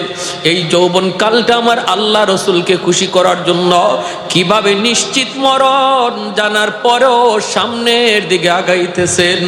আব্দুল্লাহ ইবনে রাওয়াহা 3 নম্বর সেনাপতি। নবী বলেন, আব্দুল্লাহ যাও বিদায় নিয়ে আসো। কে সে আব্দুল্লাহ ইবনে রাওয়াহা? মাত্র ওই দিন তার বিবাহ হয়েছে, নতুন বিবির সাথে এখনো সাক্ষাৎ হয় নাই, এখনো বিবির চেহারা আব্দুল্লাহ দেখে নাই, বিবি ও স্বামীর চেহারাটা দেখেন নাই। বিবাহের আসরের মধ্যেই খবর গেছে মায়ার নবী তোমাকে মদিনার মসজিদে ডাকেন। আব্দুল্লাহ ইবনে রাওয়াহা আগদ হয়ে গেছে, বিবাহ হয়ে গেছে, আন্দর রুমে ঢুকবেন, বিবিকে দেখবেন। ওই মুহূর্তে বিবির চেহারা দেখার আগেই নবীর ডাক এসে গেছে। আব্দুল্লাহ কয়, না গো, আমার বিবির চেহারা আমার কাছে বড় নয়, আমার নবীর চেহারা বড়। আমার বিবির চেহারা আমার কাছে দামি নয়, মায়ার নয়, আমার কাছে জীবনের চেয়ে আমার বেশি মায়ার হলো আমার নবীর চেহারা। না, আন্দরের ভিতরেও যাওয়া যাবে না। এখান থেকেই তিনি মদিনার মসজিদে চলে আসলেন। আসা মাত্রই দেখেন মায়ার নবী ঘোষণা দিতেছেন, আজকের যুদ্ধে 3 নম্বর সেনাপতি আমার আব্দুল্লাহ। আর বলতেছেন, নবী আমার আব্দুল্লাহ যদি শহীদ হয়ে যায় তার মানে নিশ্চিত শহীদ। আল্লাহু আকবার। কারণ আমার নবী নিজের থেকে কিছুই বলেন না, আল্লাহর ইশারায় বলেন, ঠিক কি না? মা ইয়ানতিকু আনিল হাওয়া ইন হুয়া ইল্লা ওয়াহয়ুন ইউহা। আল্লাহর নবী, রহমতের নবী যখন বলেছেন আমার আব্দুল্লাহ যদি শহীদ হয়ে যায়, চতুর্থ সেনাপতি হবে মুসলমানের ভিতর থেকে একজন। এই কথা বলার দ্বারা আব্দুল্লাহ নিজেও বুঝে গেলেন এই যুদ্ধই তার জীবনের শেষ যুদ্ধ। মদিনার মসজিদের সাহাবায়ে কেরামের ভিতরে একটা চাপা কান্নার রুল পড়ে গেল। আব্দুল্লাহ কান্দে, সাহাবায়ে কেরাম কান্দে, কিন্তু যে 3 জনের নাম ঘোষণা করছে তারা কান্দে না, তারা বরং হাসে। আল্লাহু আকবার, জোরে কর। ভাইরা বন্ধুরা, কারণ তারা তো জানতেন আল জিহাদ মুখতাসারু তরিকিন ইলাল জান্নাহ, জিহাদ হলো জান্নাতে যাওয়ার বাইপাস রাস্তা। আল্লাহু আকবার। জিহাদ হলো জান্নাতে যাওয়ার বাইপাস রাস্তা। আমি আপনি জান্নাতে যেতে গেলে নামাজের হিসাব দেওয়া লাগবে, রাস্তায় রাস্তায় চেকপোস্ট আছে, পুলিশের চেকপোস্ট আছে। বিশ্ব রোড দিয়া যাইতে গেলে জায়গায় জায়গায় চেকপোস্ট আছে, কাগজ দেখায় দেখায় সামনে যাওয়া লাগবে। ঠিক তেমনিভাবে জান্নাতে যাওয়ার পথেও আমাকে নামাজের কাগজ দেখাতে হবে, রোজার কাগজ দেখাতে হবে, হজের কাগজ দেখাতে হবে, হালাল হারামের কাগজ দেখাইতে হবে। কিন্তু আল্লাহর নবী, রহমতের নবী বলেন, একজন মুজাহিদ আল্লাহর রাস্তায় যে শহীদ হয়েছে সে যখন জান্নাতে যাবে, আল্লাহ বলবে তুমি বাইপাস আসো, পুলিশ যেদিকে নাই ওই দিকে আসো, বাইপাস আসো, বিশ্ব রোড বাদ দিয়া। একজন মুজাহিদ যে শহীদ হয়েছে বাইপাস জান্নাতে চলে যাবে, তার কোনো চেকপোস্ট লাগবে না। আর একটু জোরে কন্যা সুবহানাল্লাহ। আহাদুন লাইসা কামিসলি সামাদুন লাইসা কাফাদলি লিমানিল মুলকু তুগু ইতু সাজাওয়ার খুদাই लिमनिल मुल्क तू गुई तो सदावार खुदाई तो खुदावंद यमी नी तो खुदावंद यसारी तो खुदावंद ज़मीनी तो खुदावंद समाई तो रहीमी तो करीमी तो समीई तो बसीरी तो मुइद्दी तो मुदिल्ली तो मलिकिल अर्शी बजाई बरी अज खुरदन खुफ्तन बरी अज तहमत मर्दन बरी अज बीम उम्मीदी बरी अज रंज बलाई अल्लाहु अकबर। আব্দুল্লাহ ইবনে রাওয়াহা বিদায় নেওয়ার জন্য নতুন বিবির কাছে যান। ঘোড়ার পিঠে সওয়ার যুদ্ধের পোশাক পরে তিনি রওনা দিলেন। বন্ধুদেরকেও সাথে নিয়ে গেলেন, সঙ্গী সাথীদের নিয়ে তিনি বাড়ির দরজার পাশে যা ডাক দিলেন, বিবি গো বিবি, বিদায় দাও বিদায় দাও, যুদ্ধে যাচ্ছি। মায়ার নবী আজকের যুদ্ধে আমাকে 3 নম্বর সেনাপতি ঘোষণা করেছেন। ও বিবি, আমি তোমার হক আদায় করতে পারলাম না, আমি তোমার হক আদায় করতে পারলাম না, এজন্য তুমি আমাকে কোনো দায়ী করো না। কিয়ামতের ময়দানে আল্লাহর তুই জান্নাতে দেখা হবে। এই বইলা বিবির কাছ থেকে তিনি বিদায় নেন। দরজা বন্ধ। আন্দর থেকে বিবি ডাক দেয়া কই, স্বামী গো, একটা বারের জন্য আপনি ঘরের ভিতরে আসুন, আমি প্রাণ ভরে শুধু আপনার চেহারাখানা এক নজর দেখব, যেন হাসরের মাঠে আমার স্বামীকে দেখলে আমি স্ত্রী যেন স্বামীকে চিনতে পারি। এক নজর শুধু চেহারাটা দেখবো গো স্বামী। জিহাদে যাইতেছো যাও, বাধা নাই, আমাকে একটা বারের জন্য চেহারাটা দেখার সুযোগ দাও, সুযোগ দাও। আব্দুল্লাহ ইবনে রাওয়াহা তখন আওয়াজ দিয়ে কই, না গো বিবি, আমি ভিতরে ঢুকবো না, আমার চেহারা তোমাকে দেখাবো না, আমিও তোমার চেহারা দেখবো না, কারণ আমি শুনেছি তুমি আরবের অনেক সুন্দরী নারী, অনেক সুন্দরী তুমি। আমি যদি তোমার চেহারা দেখি, মায়াবী চেহারা, হয়তো জিহাদের ময়দানে আমার মনে পড়ে যেতে পারে। যদি তোমার চেহারা জিহাদের ময়দানে আমার মনে পড়ে, জিহাদ করতে আমার ব্যাঘাত ঘটবে। না গো বিবি না, দেখলাম না, চিনলাম না, আল্লাহর তৈরি জান্নাতে আল্লাহ তোমার আমার পরিচয় আল্লাহ করায়া দিবে। এ আমার মা বোনেরা, খেয়াল করে শোনো গো মা, একটা বারের জন্য দরজা খুইলা তিনি ঘরের বাইরে আসতে পারতেন স্বামীকে এক নজর দেখার জন্য। একজন স্ত্রী, নতুন বউ, তার মনের ভিতরে কি পরিমাণ তামান্না ছিল, স্বামীর চেহারাটা এক নজরে তিনি দেখবে, স্বামীকে শুধু পরিচয় পাওয়ার জন্য। মনের ভিতরে কত আকাঙ্ক্ষা, কত আকাঙ্ক্ষা। এরপরও মনের সমস্ত চাহাতকে তিনি দাবায় রাখলেন। কেন? কারণ বের হলে পর্দা লঙ্ঘন হবে। স্বামীর সাথে অনেক পরপুরুষ রয়েছে, বের হলেই পর্দা লঙ্ঘন হবে। আল্লাহর বিধান পর্দাকে এত গুরুত্ব দিলেন, আল্লাহর বিধান পর্দাটাকে এত মানলেন, মনের এত চাহাত থাকার পরও তিনি বের হলেন না। বাইরে এজন্য বলতেছি, যেই সকল মহিলারা দুনিয়াতে এমন পর্দা মাইনা চলবা গো মা, কিয়ামতের ময়দানে আব্দুল্লাহ ইবনে রাওয়াহার বিবি আর খাতুনে জান্নাত ফাতেমা রাদিয়াল্লাহু তাআলা আনহার সাথে আল্লাহ দুনিয়ার পর্দানিশীন নারীদের আল্লাহ জান্নাত দান করবে। ভাইরা বন্ধুরা, এজন্য বলতেছিলাম, ইনি বিদায় নিলেন। বিদায় নিয়ে যুদ্ধের ময়দানে চলে গেলেন। যুদ্ধ শুরু হয়ে গেল। দুশ্মন কয় লাখ মনে আছে আপনাদের? কয় লাখ? দুশ্মন হলো 2 লাখ, মুসলমান মাত্র কয় হাজার? মাত্র কয় হাজার? মাত্র 3000। যুদ্ধ শুরু হয়ে গেল। বলুন তো, মুসলমান যুদ্ধ করে শক্তি, মুসলমান যুদ্ধ করে অস্ত্র বলের উপরে না আল্লাহর সাহায্যে? মুসলমান যুদ্ধ করে শক্তি বলের উপরে না আল্লাহর সাহায্যে? ওয়ালা তাকিনু ওয়ালা তাহজানু ওয়া আনতুমুল আ'লাউনা ইন কুনতুম মুমিনিন। আল্লাহ পাক রব্বুল আলামিন কয়, ভয় নাই, টেনশন নাই, বিজয় তোমাদেরই হবে। সংখ্যায় যদি তোমরা কম হও, অস্ত্র যদি তোমাদের কম হয়, বিজয় তোমাদেরই হবে যদি তোমরা খাঁটি মুমিন হতে পারো। খাঁটি মুমিন কাকে বলে? যে সর্বদা আল্লাহর উপর ভরসা করে, কার উপর? জোরে বলেন, কার উপর? খাঁটি মুমিন কাকে বলে? খাঁটি মুমিন বলে যে আল্লাহর উপর ভরসা করে। কার উপর?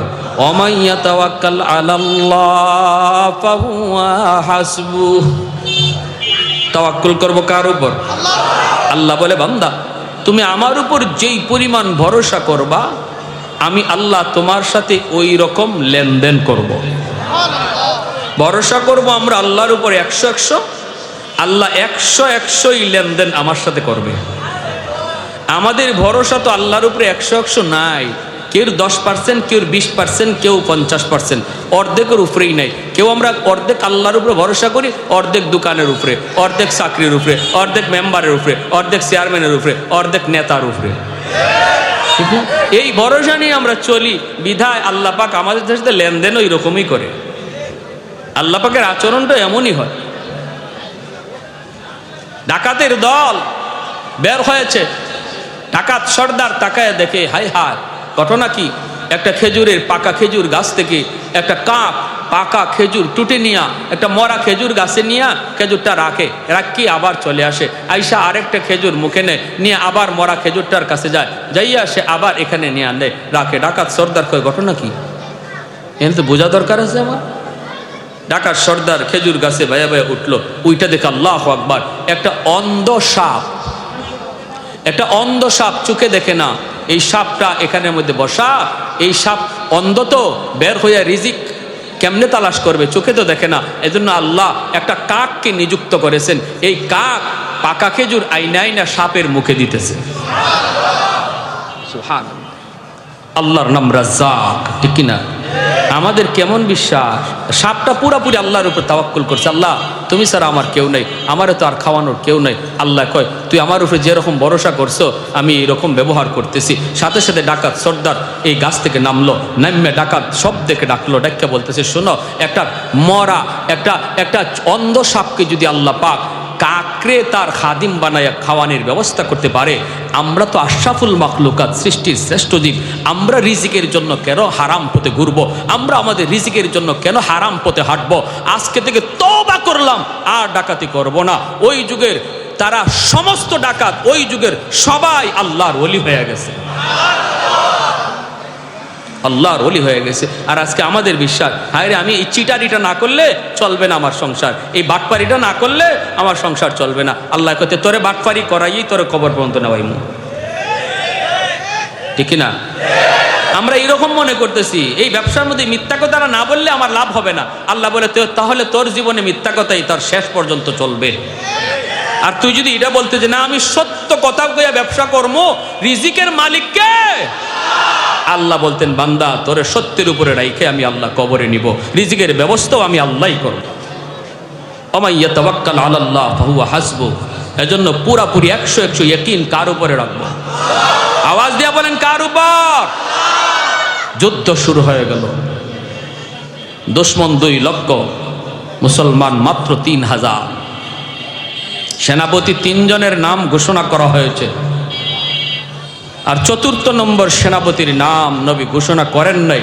তবে আল্লাহর নবী বলছেন, 4র্থ সেনাপতি আল্লাহর তলোয়ারের ভিতর থেকে একজন হবে, যার হাতে আল্লাহ এই ঐতিহাসিক বিজয় দান করবে।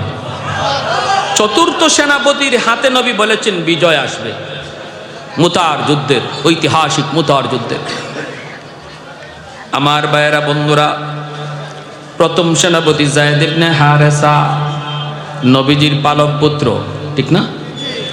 আমার আপনার নবীর ছেলে সন্তান কেউ তো বেঁচে নাই, সবাই তো অল্প বয়সী শিশুকালে মারা গেছেন। 3 জন ছেলে সন্তানের 3 জন শিশুকালেই মারা গেলেন। এরপরে আল্লাহ নবীর একজন পালক পুত্র ছিলেন যায়েদ ইবনে হারেসা। কে সেই যায়েদ ইবনে হারেসা? ইয়ামেন যার বাড়ি, ইয়ামেন হলো যায়েদ ইবনে হারেসার বাড়ি রে। এই ইয়ামেন থাকা অবস্থায় 10 বছরের বালক যায়েদ একদিন মায়ের সাথে তিনি নানার বাড়িতে বেড়াইতে যাচ্ছেন। রাস্তার মধ্যে ডাকাতের হাতে তিনি অপহরণ হয়ে গেলেন। অপহরণ করে ডাকাতের দল তাকে নিয়ে আসলো মক্কার উকাজ নামক বাজারে। এই বাজারে তারা বিক্রি করবে, কে কিনবে যায়েদ ইবনে হারেসাকে। অনেক চড়া দাম ডাকাতের দল চাইতে লাগলো। ওই সময়ে মক্কার ধনী মহিলাদের ভিতরে একজন ছিলেন আম্মা জান খাদিজাতুল কুবরা রাদিয়াল্লাহু তাআলা আনহা। তিনি ছিলেন মক্কার ধনী মহিলাদের ভিতর থেকে একজন। সম্পদের অভাব নাই, চতুর্দিকে তার ব্যবসা বাণিজ্য ছড়ায় ছিটায় ছিল।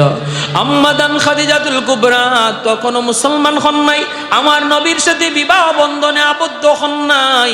খবর পেলেন মক্কার উকাজ নামক বাজারে একটা বালককে তোলা হয়েছে, গোলাম বানায় বিক্রি করবে।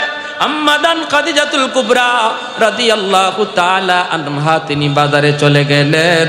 যায় তিনি ডাকাতদের কাছে বলেন, টাকা কত লাগবে তোরা নি, তবুও বালকটারে আমার কাছে দিয়া দে।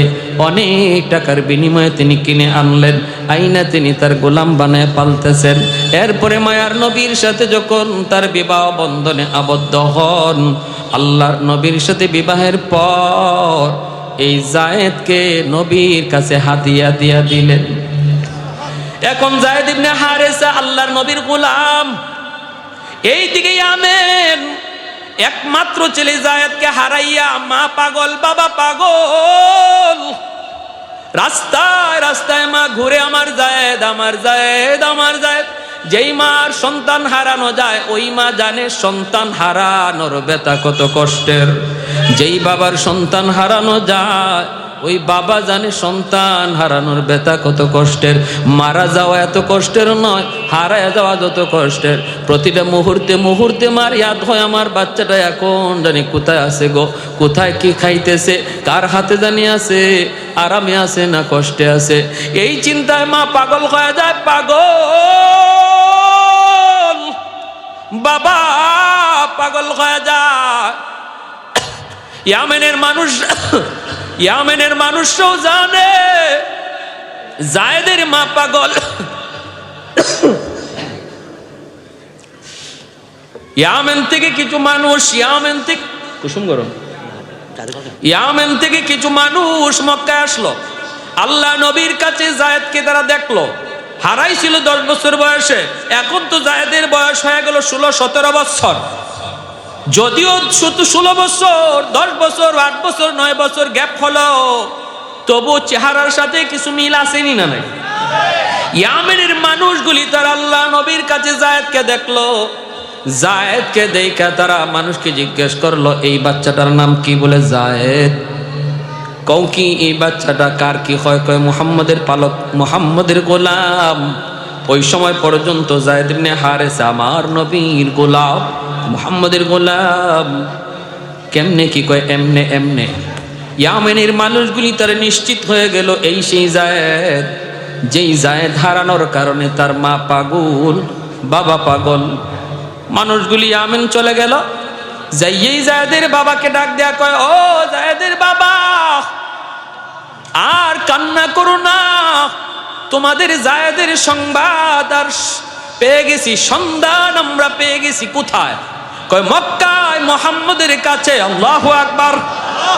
মুহাম্মদুর রাসূলুল্লাহর গোলাম।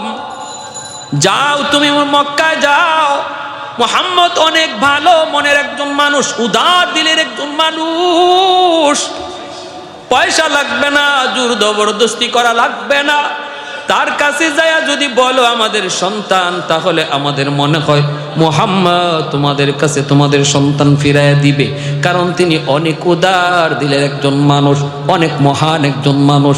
এই কথা বলা মাত্রই যায়েদের বাবা অনেকগুলি টাকা পয়সা স্বর্ণ মুদ্রা লইয়া যায়েদের চাচাকে সাথে লইয়া, তারা 2 ভাই, যায়েদের চাচা আর যায়েদের বাবা 2 জন মক্কায় চলে আসলেন। আল্লাহর নবীর কাছে সাক্ষাৎ করে তারা বলতেছেন, নবী গো, আমরা ইয়ামেন থেকে এসেছি, আমাদের বাড়ি হলো ইয়ামেন। কেন এসেছেন? বলে শুনেছি আপনার কাছে একটা বালক আছে, নাম যায়েদ। আল্লাহ নবী বলে, হ ছিল বালক, এখন তো যুবক। আল্লাহু আকবার, জোরে বলেন। আল্লাহ নবী বলে, কি হয়েছে আমার যায়েদ, কি হয়েছে? যায়েদের আব্বা বলতেছে, নবী গো, এই যায়েদ হলো আমার ছেলে, আমার পুত্র, একমাত্র সন্তান। 10 বছর বয়সে আমার যায়েদ ডাকাতের হাতে অপহরণ হয়েছিল। অপহরণকারীরা তারে অপহরণ করে নিয়ে গেছিল। এরপরে থেকে তার মা পাগল, আমিও আধা পাগলের মতো। আমাদের ঘুম নাই, খাওয়া নাই, মা এখনো সুস্থ না, এখনো তার মা জায়েদ জায়েদ করে কান্দে। ওগো নবীজি, যা লাগে আমরা তা দিব। অনেকগুলি স্বর্ণ মুদ্রা নিয়ে এসেছি, এগুলি আপনি রাখেন, লাগলে আরো দেব। তবু আমাদের সন্তানকে আমাদের কাছে ফিরায় দেন, মাকে বাঁচার সুযোগ দেন। আল্লাহর নবী, দরদি নবী, মায়ার নবী, যেই নবী জন্মের আগে বাবা হারাইলেন, শিশু বয়সে মা হারাইলেন, ওই নবী মা বাবার কথা শুনলে কতটা নরম হয়। আল্লাহ নবী নরম হয়ে গেল। নবী বলেন, বাবা টাকা লাগবে না, স্বর্ণ মুদ্রা লাগবে না, আমি নবী বাবা পাই না। জন্মের পর থেকে কোনোদিন বাবা ডাক আমি নবী দিতে পারি না। আব্বু ডাকের ভিতরে কত মজা আমি মোহাম্মদ জানি না। একটু বুঝ হওয়ার পরে মা হারাইলাম। জায়েদ যেহেতু আপনাদের সন্তান বলতেছেন, আমি বিন্দু পরিমাণ বাধা দিব না, আটকাবো না, রাখবো না। আমি জায়েদকে আপনাদের কাছে দিয়ে দিব, কোনো টাকা পয়সা লাগবে না। তবে আমার জায়েদকে একটু জিগাইতে হবে, জায়েদ আপনাদেরকে চিনে কি না। আল্লাহ নবী ডাক দিলেন, পাশের রুমেই ছিলেন জায়েদ। নবী ডাক দিলেন, বাবা জায়েদ। জায়েদ ইবনে হারেসা আল্লাহ নবীর ডাক শোনা মাত্রই ঘরের ভিতরে ঢুকে তিনি তাকায় দেখেন, পাশেই দাঁড়ায় আছেন, নবীর পাশেই বসা আছেন দুইজন মানুষ। একজনের চেহারার দিকে তাকায় তিনি জায়েদ চিনে ফেলেছেন, ইনি আমার 10 বছর আগে হারানো বাবা, ইনি আমার চাচা। জায়েদ চিনে ফেলেছেন, বাবাকে চিনে ফেলেছেন, চাচাকে চিনে ফেলেছেন। আল্লাহ নবী রহমতের নবী বলেন, জায়েদ তুমি কি ওদেরকে চিনছ? জায়েদ কয়, নবী গো আমি চিনে ফেলেছি, ইনি আমার আব্বা, ইনি আমার চাচা। আল্লাহ নবী বলে, জায়েদ তুমি যে হারায় গেছিলা, তোমাকে ডাকাতের দল যে অপহরণ করে নিয়ে এসেছে, কোনো দিন আমি নবীর কাছে তুমি তো বলো নাই রে জায়েদ। জায়েদ বলে, নবী গো কেমন করে বলবো? কেন আমি বলবো? কারণ মায়ের আদর, বাবার আদর, সমস্ত আদর আমি আপনার কাছে পাইছি। মা হারানোর ব্যথা, বাবা হারানোর ব্যথা, মা হারানোর ব্যথা, বাবা হারানোর ব্যথা, মা বাবার অভাব তো আমি টের পাই নাই। আল্লাহ নবী রহমতের নবী কই, জায়েদ এমন কথা বলে না, বাবা বাবা তো বাবাই, মা তো মা, তোমার মা পাগল হয়েছে, শুধু জায়েদ জায়েদ করে, বাবা চলে যাও, বাবার সাথে মায়ের কাছে চলে যাও, বাপ মার কাছে চলে যাও, তারা নিতে আসছে। আমি খুশি মনে তোমাকে বিদায় দিলাম। যেই মাত্র নবী এই কথা বলছেন, জায়েদ তো মাথা নিচের দিকে দিয়ে কান্না শুরু করছে, কথা বলে না, নড়ে না, চড়ে না। আল্লাহর নবী বুঝতে পেরে নবী আবার বলতেছেন, জায়েদ তুমি যদি তোমার আব্বা আম্মার সাথে যেতে চাও, আমি নবী বাধা দেব না, তুমি চলে যেতে পারো, বিনিময়ে আমি কিছুই নিব না। আর যদি আমি নবীর সাথে তুমি থাকতে চাও, আমি তোমাকে আমার বুকে আগলায়া রাখবো। আল্লাহু আকবার, জোরে কর। আর যদি তুমি আমি নবীর সাথে থাকতে চাও, আমি তোমাকে আমার বুকে আগলায়া রাখবো। যেই মাত্র নবী দুটা অপশন দিয়া দিছেন, এমনি জায়েদ মাথাটা উপরের দিকে উঠাইয়া চোখের পানিটা মুইসা কয়, নবী গো, ওগো মায়ার নবী, আমি সিদ্ধান্ত নিয়েছি, হারানো বাপ মা পাইও আমি বাপ মার কাছে যাইতে রাজি না। আমি সারা জীবন আমার মায়ার নবীর কদমে থাকতে চাই। কেমন দরদি নবী ছিলেন আমার, কেমন দরদি নবী। বাপ মা পায়েও সন্তান বাপ মার কাছে যাইতে চায় না, নবীর কাছে থাকতে চায়। আল্লাহু আকবার, জোরে কর। কাউনাইনে মুখতারে খোদা তুমকো বানায়া, কাউনাইনে মুখতারে খোদা তুমকো বানায়া, উম্মত কা নিগাহবান খুদা তুমকো বানায়া, उम्मत का निगाहबान खुदा तुमको बनाया। मौला मेरा आका मेरा रहमत की नबी है, ताजदार मदीना है तो माहे अरबी है। अशजार ने देते हैं नबूवत के शहादात, तशकीक कमर में है तो अंगुल की इशारात। अल्लाहु अकबर, जोरे बोली अल्लाहु अकबर। একটু জবান খুলে জিকির করি লা ইলাহা ইল্লাল্লাহ, লা ইলাহা ইল্লাল্লাহ, লা ইলাহা ইল্লাল্লাহ।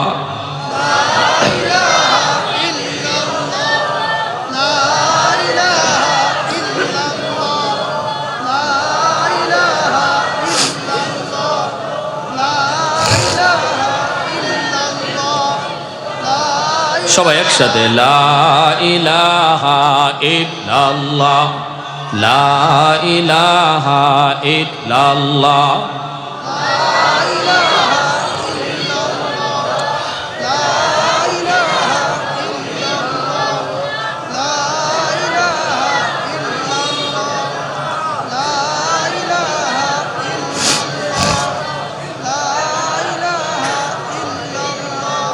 अल्लाह रब्बुना मुहम्मद नबीयुना, अल्लाह रब्बुना मुहम्मद नबीयुना, नहनु नुतीउहुमा, नहनु नुतीउहुमा, नहनु कुल्लुन हिज़्बुल्लाह, ला इलाहा इल्लल्लाह, वातसिम बिहब्लिल्लाह, मुजाहिद फी दीनिल्लाह, ला इलाहा इल्लल्लाह, ला इलाहा इल्लल्लाह, ला इलाहा इल्लल्लाह, ला इलाहा इल्लल्लाह। सबाई सबाई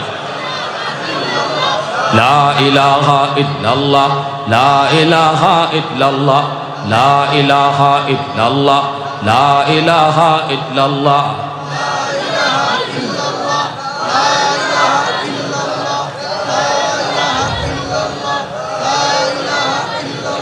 नुकीमु फी दीनिल्लाह, ला इलाहा इल्लल्लाह, वातसिम बिहब्लिल्लाह, मुजाहिद फी दीनिल्लाह, ला नखाफु अमरिका वला नखाफु राशिया, बल नखाफु इल्लल्लाह, ला इलाहा इल्लल्लाह, ला इलाहा इल्लल्लाह, ला इलाहा इल्लल्लाह, ला इलाहा इल्लल्लाह, ला इलाहा इल्लल्लाह।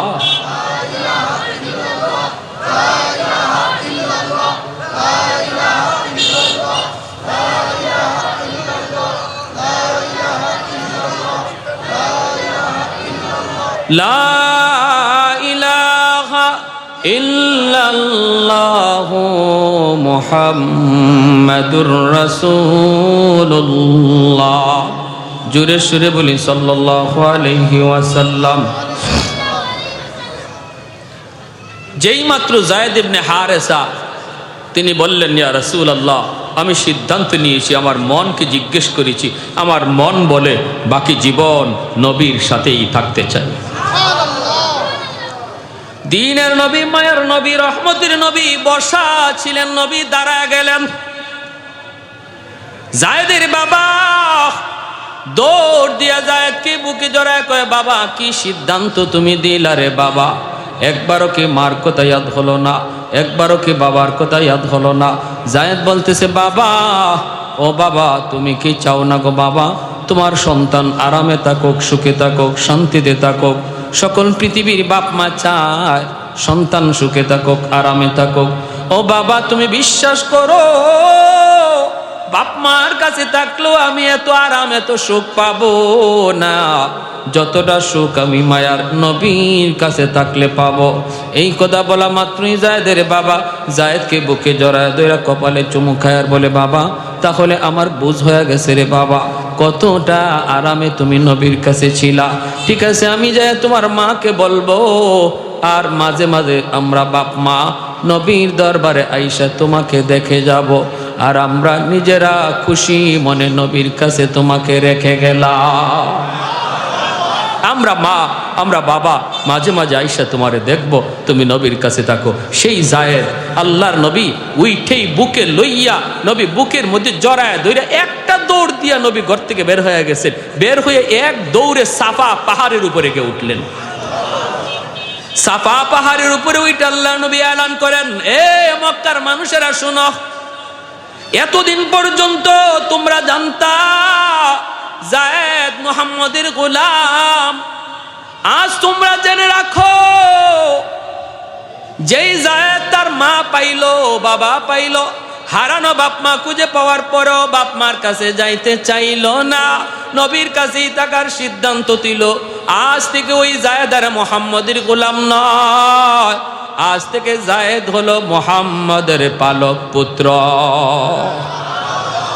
আম্মাদান আয়েশা সিদ্দিকা রাদিয়াল্লাহু তাআলা আনহা বলেন, এত মায়া করতেন মায়ার নবী, এত আদর করতেন, যখনই মায়ার নবী ঘরের ভিতর থেকে আওয়াজ পাইতেন, বাহিরে যায়েদের আওয়াজ শোনা যায়, সাথে সাথে মায়ার নবী তিনি ঘর থেকে এমনভাবে তিনি ঘর থেকে বের হতেন, আম্মাজান বলেন নবী কোন হালতে আছেন এটাও খেয়াল করতেন না। যায়েদের আওয়াজ পাইলে নবী যদি গায়ে কিছু নাও থাকতো, শরীরটার মধ্যে একটা চাদর থাকতো, এই অবস্থায় নবী ঘর থেকে যায়েদ কইয়া দৌড় দিয়া বের হয়ে যাইতেন। আম্মাজান বলতেছেন নবী যায়েদ ইবনে হারেসার এত মায়া করতেন, খালি আওয়াজটা পাইছেন আমার যায়েদ আইছে এই কথা কইয়া নবী আমাদের কাছ থেকে এইভাবে দৌড় দিতেন, কোন হালতে আছেন এটারও খেয়াল থাকতো না। সেই কলিজার টুকরা সন্তানটারে মায়ার নবী মুতার যুদ্ধের 1 নম্বর সেনাপতি বানাইছেন। এবং জানেন এই যুদ্ধে যায়েদ জীবিত ফিরবে না, যায়েদ শহীদ হয়ে যাবে। যুদ্ধ শুরু হয়ে গেল, প্রথম সেনাপতি যায়েদ ইবনে হারেসা। মনে আছে? মনে আছে? মুসলমান যুদ্ধ করে শক্তি বলের উপরে না আল্লাহর সাহায্যের উপর? অস্ত্রের উপরে না আল্লাহর সাহায্যের উপর? আমরা তো আমাদের মূল অস্ত্রের কথা ভুলে গেছি, আসল অস্ত্র ভুলে গেছি। নকলিয়া টানাটানি, উম্মতে মুহাম্মদী নকলিয়া টানাটানি। অস্ত্র সংগ্রহ করো, কিন্তু মূল অস্ত্র আমাদের এই আসবাব নয়, মূল অস্ত্র হলো আল্লাহর সাহায্য, আল্লাহকে খুশি করা। আল্লাহ যদি আমাদের উপর খুশি থাকে তাহলে দুশ্মনের হাতে থাকবে 147, আমাদের হাতে থাকবে ইটের টুকরা, ইটের টুকরা। ঠিক কিনা জোরে কন? আল্লাহ যদি আমাদের উপর খুশি থাকে, ওদের হাতে থাকবে অত্যাধুনিক অস্ত্র, আমাদের হাতে থাকবে মাটির চাকা। আল্লাহ এই মাটির টুকরাকে অ্যাটম বোমা বানায় দেবেন। ঠিক কিনা জোরে কন? এটা আল্লাহ পারে না? বদরের যুদ্ধে মাত্র 313 জন সাহাবী, 8টা তলোয়ার, বাকিদের হাতে খেজুরের ডাল। এই খেজুরের ডালকে আল্লাহ তলোয়ার বানায় দিয়েছেন। যে যে দিক দিয়ে খেজুরের ডাল দিয়ে আঘাত করছে, তলোয়ারে যা না করে ডালে এর চেয়ে বেশি করছে। আবু জাহেলের যে 2 বাচ্চা খেজুরের ডাল দিয়ে গুতা দিছে, এই খেজুরের ডাল আবু জাহেলের বডি ছিদ্র ওইয়া মাটির ভিতরে গিয়ে ঢুকছে। কি বুঝলেন? হ্যাঁ, তাহলে বোঝা গেল আমরা আমাদের মূল পাওয়ার ভুলে গেছি, আল্লাহকে খুশি করা। আল্লাহ আমাদের উপরে নারাজ, এই মুহূর্তে আমাদের সবচেয়ে বড় করণীয় হলো আল্লাহকে খুশি করা। যদি আল্লাহকে খুশি করতে পারি তাহলে আমাদের অস্ত্র কি পরিমাণ আছে এটা দেখা লাগবে না। আমরা ময়দানে দাঁড়ায় থাকবো, শুধু দাঁড়ায় থাকবো, মূল অ্যাকশনে যাবেন আল্লাহ নিজে। আল্লাহ তার নবীকে বলতেছেন, বন্ধু তুমি মারছো না, আমি আল্লাহ মারছি। আল্লাহ বলতেছেন আমার আপনার নবীরে, বন্ধু বদরে তুমি মারছো না তো, মারছি তো আমি আল্লাহ, তোমারে সামনে সাইনবোর্ড বানিয়ে রাখছি। এজন্য যতগুলো বন্দী হয়েছে 70 জন মার্কা মারা কাফির বদরে নিহত 70 জন বন্দী যারা বন্দী হয়েছে, এরা প্রত্যেকেই এরকম জবানবন্দি দিছে। জবানবন্দি দিয়ে কয় তোমরা আমার আর বন্দি করো নাই তো, বন্দি করছে কেডা? কয় ভাই কি যুদ্ধ করব, খালি রওনা দিছি, তোমাকে একজনের উপরে হামলা করব, হঠাৎ করে দিকে আসমান থেকে ঘোড়ার উপরে সোয়ার হইয়া সাদা পোশাক সাদা জুব্বা তলোয়ার লইয়া আমার ঘোড়ার সামনে খাড়াইয়া আমার গাড়ের মধ্যে ধরছে। কয় তলোয়ারটা ফালাই দে, নাইলে একবার আলাদা করে ফেলবো। কয় খালি রেডি হইছি তীর মারবো, এমনি দিকে আমার পিছনে কে গোতা মারা। কয় পিছনে চাইলাম, দেখি সাদা পোশাক সাদা জুব্বা। নবীর চাচা হযরত আব্বাস রাদিয়াল্লাহু তাআলা আনহু, বদরের যুদ্ধে আমার নবীর আপন চাচা আবু জাহেলের পক্ষে, হযরত আব্বাস রাদিয়াল্লাহু তাআলা আনহু নবীজির বিপক্ষে, পরে উনি কালেমা পড়ে মুসলমান হয়েছেন। সে আব্বাস রাদিয়াল্লাহু তাআলা আনহু ওনাকে আব্দুল্লাহ ইবনে মাসউদ রাদিয়াল্লাহু তাআলা আনহু বন্দি করে নবীর সামনে আনছেন। আল্লাহ নবীর কাছে আনার পরে নবীকে আব্বাস রাদিয়াল্লাহু তাআলা আনহু বলতেছে, ভাতিজা মুহাম্মদ, তুমি কি মনে করো তোমার আব্দুল্লাহ আমারে এইভাবে বন্দি করে নিয়ে আইছে? নবী বলেন, চাচা এই তো দেখতেছি তো, তাই আমার আব্দুল্লাহ আপনারে নিয়ে আসছে। এমনি নবীর চাচা আব্বাস বলেন, ভাতিজা তোমার চাচারে ভুলে গেছে, তোমার সাহাবী এমন আব্দুল্লাহ 10 জনও তো তোমার চাচারে তোমার কাছে বন্দি করে আনার মতো না।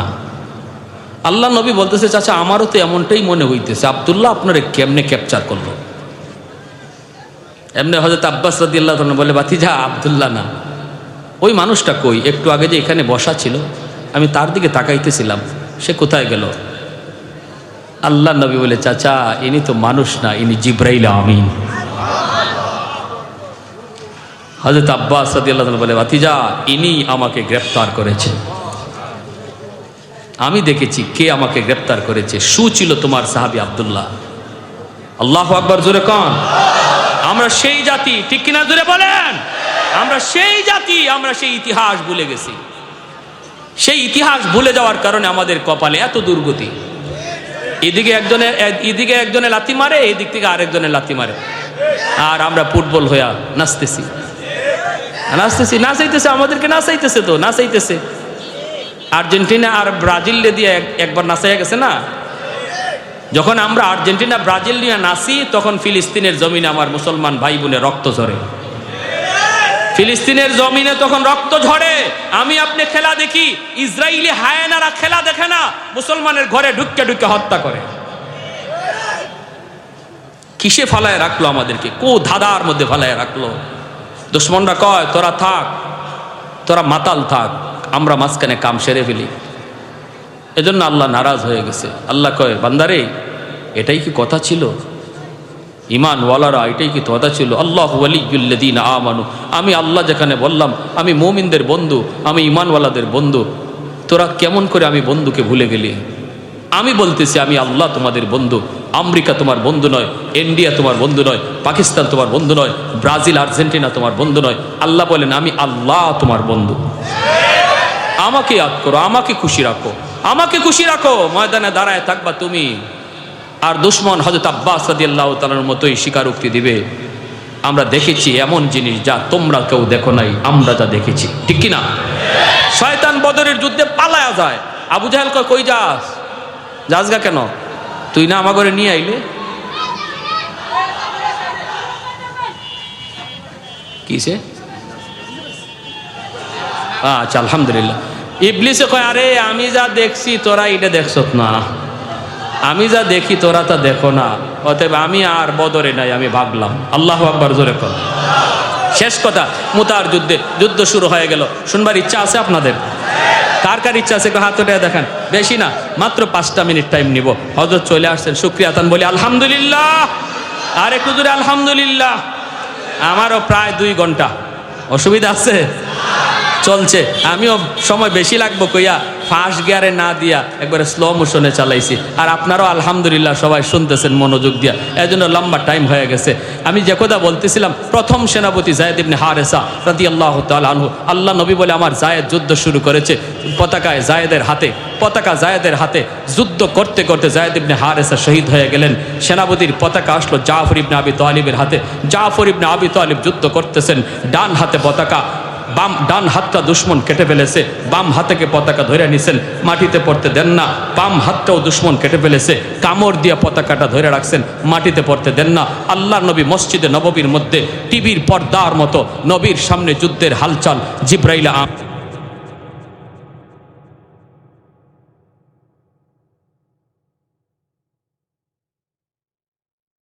হাসপাতাল থেকে তারে নিয়ে বের হও, কারণ আমার মেশিনে তার পেটের ভিতরে এমন এক সাপ ধরা পড়েছে, এমন বিষাক্ত সাপ আমি জীবনে কোথাও দেখি না।